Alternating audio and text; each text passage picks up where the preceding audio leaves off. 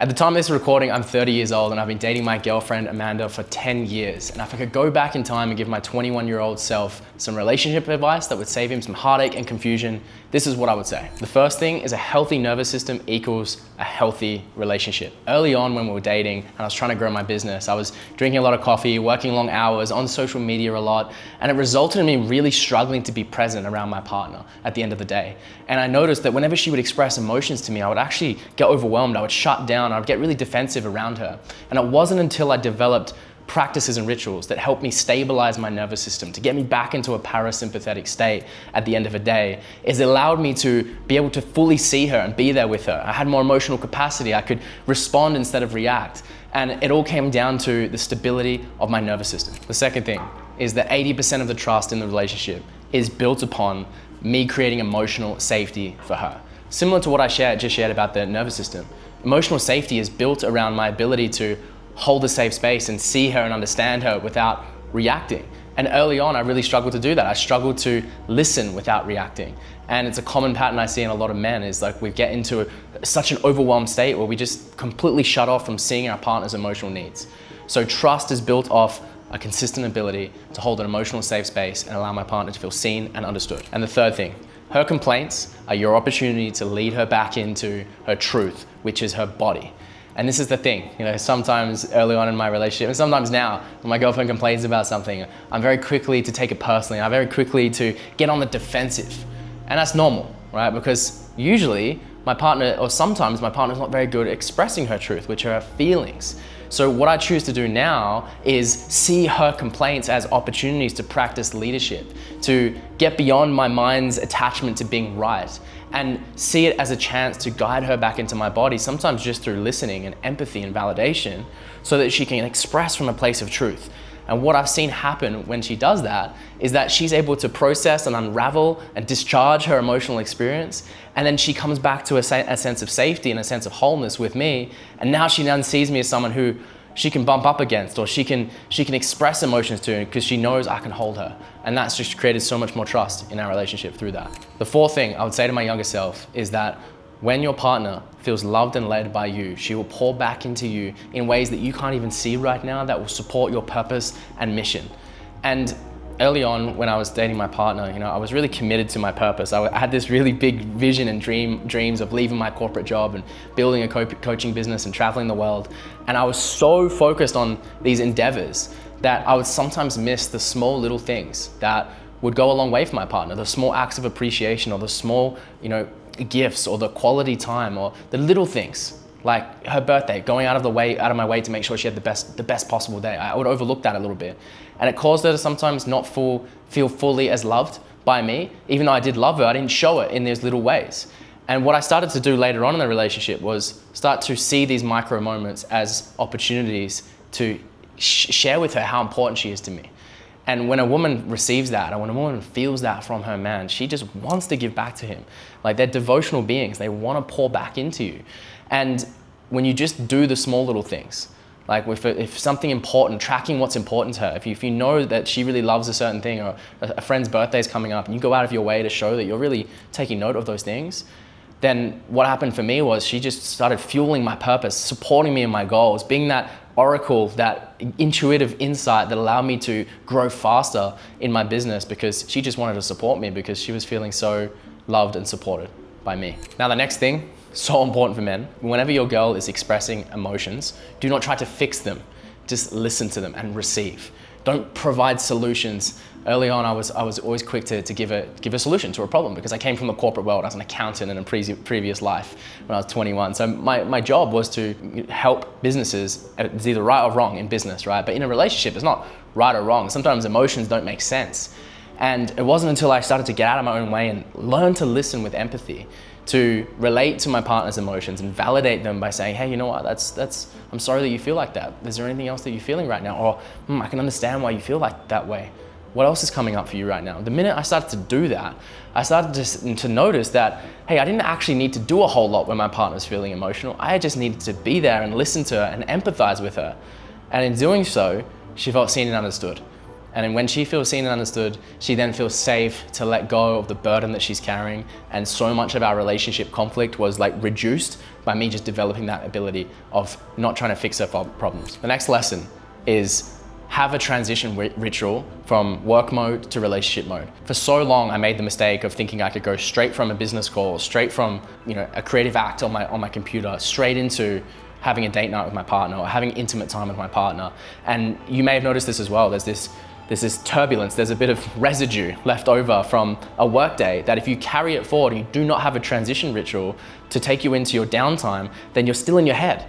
And women are living through the world of emotions. They're feeling more than us men. And the moment I started to set up transition rituals in my life, which could be 20 minutes of meditation at the end of the day, or taking myself to a yoga class, or having a moment outside in nature before I re-engaged with my girlfriend, I was then able to have more sensitivity. I was then able to be more present in my body and have more presence and connection with her in the moments that mattered.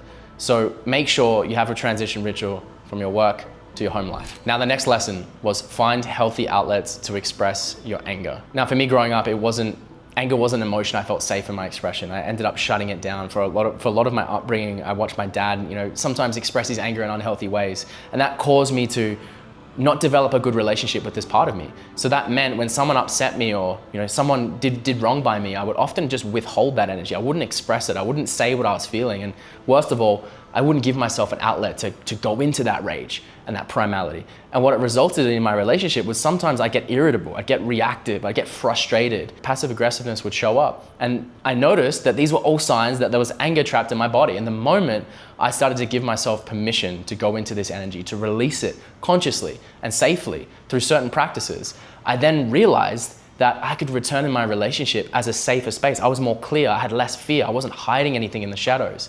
And in doing so, I came across more stable. I had more stability in my nervous system, and women can pick up on that immediately. Make sure to have an anger release practice in your life. Okay, now this is a really important lesson that all young men need to know early. The earlier you know this, the better, which is whenever your girl is expressing emotions or she's expressing her energy, never, ever, ever tell her that she's overreacting. And maybe you've done this already and you found out the consequences of minimizing your girlfriend's truth or your wife's truth. Because when you tell them that they're overreacting, you're denying their experience. And when I did that, the conflict that would often arise by doing that was just never worth it. And I learned to acknowledge and accept that sometimes her truth is going to be more intense than mine. Sometimes I can't make sense of what she's experiencing because she's a woman, and that's okay. But do not deny it, ever. Accept, allow, and embrace it. And when you do that, again, she's going to be able to devote back into you in ways you can't even see, because she can rely on you to hold her. And that's a beautiful thing. Now, the next lesson that I would say to my younger self is start to track what's important to your girlfriend's life. I already alluded to this before, which is loving and leading her in small ways. The only way you can do that is by tracking what's important to her. And I used to miss these things. I never took note of her favorite foods. I never took note of the things that she loved. I never took note of all the different friends who she loved hanging out with, which made it hard sometimes when her birthdays came around. I was like, shit, what do I give her on her birthday? And I was stuck. And her birthdays never really resulted in her feeling as special as I wanted her to be. And ultimately, this comes in the day-to-day moments when you're around your partner. The moment I started to track and notice, oh, she said she really likes that song. Oh, interesting, she really wants to go to that restaurant. Oh, interesting, she really loves this friend and they love this activity together. Create a notes app on your phone, like what I did, and start putting all these things in, all the things your girlfriend loves or your wife loves, so that throughout, that doesn't have to be on a birthday or Valentine's Day, just any time. Start to go out of your way to give these gifts of love or show that you really care about her. When she receives that, you watch what happens to her heart, right? Women are devoting, they're giving from the heart. As men, we receive from the heart and we give from the lower regions of our body, and women, it's the other way around. Watch what happens to your partner when she feels loved and seen in that way by you. She's gonna give to you in so many new ways. It's gonna be beautiful. The next lesson that took me a while to learn, probably around the 8-year mark of our relationship, was don't lose sight of the purpose of the relationship. Now, this is really common in long-term commitments where, couples are living together for a long period of time, like what was happening to us. We lived together during COVID back in 2020 to 2022. We were stuck in Perth, Western Australia, living in a house and not really exploring too much. We were kind of just going through the day-to-day motions. I was running a business and she was working in a marketing agency. And what I realized was during this time, we often were becoming less intimate. There was less attraction, there was less polarity and spark between us. And that was because I and her had lost sight of the purpose of the relationship. What was the relationship really here to serve? And the moment I defined that and was like, well, this relationship for me is here to serve the evolution of our souls. It's here to support the movement of sexual energy and passion and lovemaking that makes a male and female attraction so beautiful. Same as a male and a male, but there's a polarity, and a feminine female and a female. There's always a polarity. There's always a beautiful exchange of sexual energy. And the moment that's diluted, you've lost sight. I lost sight of why are we doing this? What's the purpose of this relationship? And hey, maybe your purpose is to just be in a roommate situation and just co-live together. That's fine. But for me, it was to co-create together. And for that to happen, I had to support the purpose of the relationship. The result, what we ended up doing, it was having clear roles. Noticing that I couldn't expect my girl to play multiple roles. I can't have her being the housemaid and the cleaner and my accountant and my business advisor all in one, and my lover.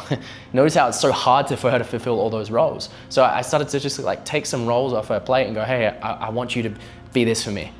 And as a man, it's so important that you define that and you clarify that and then you action that. The next lesson that I started to learn later on, probably as well, like the back end of our 10-year relationship, was take regular breaks from each other. Obviously during COVID, it was hard to take time away from each other, but now that we're traveling the world, we're doing this a lot. But early on, when you don't spend time away from each other, the same thing happens, right? Your attraction gets diluted because you're just too in each other's energy. And as a man, you'll start to adopt more feminine traits. As a woman, she might start to adopt more masculine traits. And you can imagine what happens when that starts to occur. It's because you're too enmeshed in each other's energy. And when I started to have more time on my own, more time away from the relationship, more time with my friends, and allowed her to do the same thing, I got so much clarity. I was able to rediscover my purpose and realign myself in my home life with how I wanted to show up, and that supported her as well. So it can be hard to do this if you have kids and you have a family and all of that, I get it, but it's so important that you do it. It could be just on a Sunday. Maybe you're gonna have some solo time with yourself and go into nature and start to journal and reflect on how you're showing up in your life. And as a man, we need that time in solitude to sharpen ourselves. When I gave that to myself and I make it a priority and make sure it's scheduled, relationship longevity is almost guaranteed. The next lesson is learn to develop the ability to communicate your emotions with clarity. That means for me early on, I was never very good. Early on in my life, I was not good at being in contact with my body and my emotions. Maybe because I was growing up in Australia that, we have this tall poppy syndrome. If you're from Australia, you'll get it. But you learn to just minimize yourself. You learn to just turn the volume down on your expression because you know that people are gonna shut you down externally. And that means for most men, we don't do very good at expressing our emotions. And at least for me, that was the case. So whenever something was wrong, I was not feeling good in the relationship, or I was feeling upset or tired or anxious about the day, I would kind of withhold that from my partner. I wouldn't really share it to her. And what that created was her having to guess sometimes about why is Jordan in a mood? Why is he being distant from me? And as men, we don't want our woman in their heads. We want to try and reduce that as much as possible. So when she's going into her head trying to guess what I'm feeling, well, she's going into her masculine. And all of a sudden there's this disconnect between us. She's not actually able to support me because I'm not actually letting her into my world. So the moment I developed emotional vocabulary and the ability to express my emotions with succinct words, then I was able to create better connection with her because I could authentically share with her, hey, this is what's coming up for me. I'm feeling disconnected. I'm feeling closed off. I'm feeling anxious. I'm feeling overwhelmed, feeling disappointed. And there's more truth in what I'm sharing because it's coming from my body. And so many of us, me included, sometimes share non-feelings, interpretations of feelings. So a great practice to get into, if you need some support with that, download an app called How We Feel. Start to set reminders to have check-ins on a regular basis so you get good at emotional expression. The next lesson is, it was one that almost caused us to break up because I couldn't see it. And that lesson was when my girl comes home to a clean house, it supports her in dropping into her feminine energy. Now, there was this time where in our relationship where she was going off to work, it's in 2021, she was going off to work at a digital marketing agency. I was working from home on my laptop, growing my coaching business. And I was just so focused on growing my business that I would often neglect just the little ways that I could keep the house tidy. I would sometimes leave my stuff lying around, nothing major, but it was enough for her to come home and be like, hey, can you just tidy up after yourself? And over time, it started to turn into these mini arguments that were occurring because I was saying to her, hey, I've got more important things to do than clean the house. Surely that's not, can't you see that I'm building an empire here? This is more important than these little things. And what that did was it denied her reality. It rejected one of her core needs, which was for me to take care of some of the things that are important to her. Remember before I said track what's important to your partner? This was one of those things for mine. And when I neglected that, it was almost like me neglecting her. It was me saying to her, I actually don't care about you that much because I'm denying this really important thing.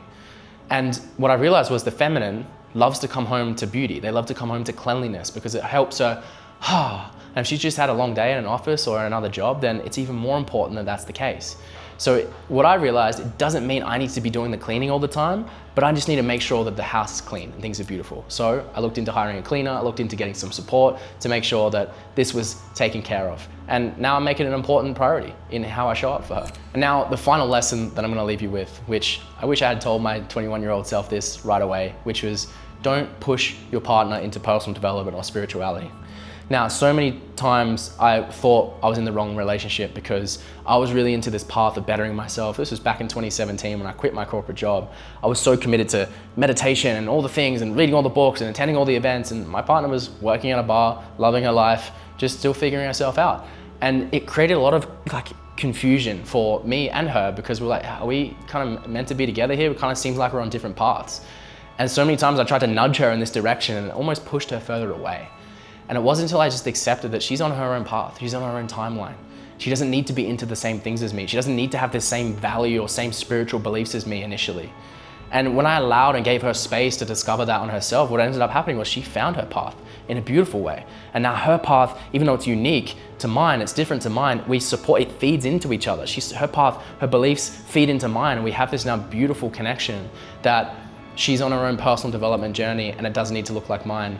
And at the same time, we gain so much from having different perspectives. So just know that your partner doesn't need to have the same values as you initially, sometimes more beautiful in fact, when they have different beliefs and different perspectives on the world. So there we have it. There's the lessons for my younger self. I hope you got some value from this video. Drop a comment below and let me know if any of this resonated. I'd love to hear from you. Hit the subscribe button if you want to see more videos like this, and all the best on your relationship progress and your evolution.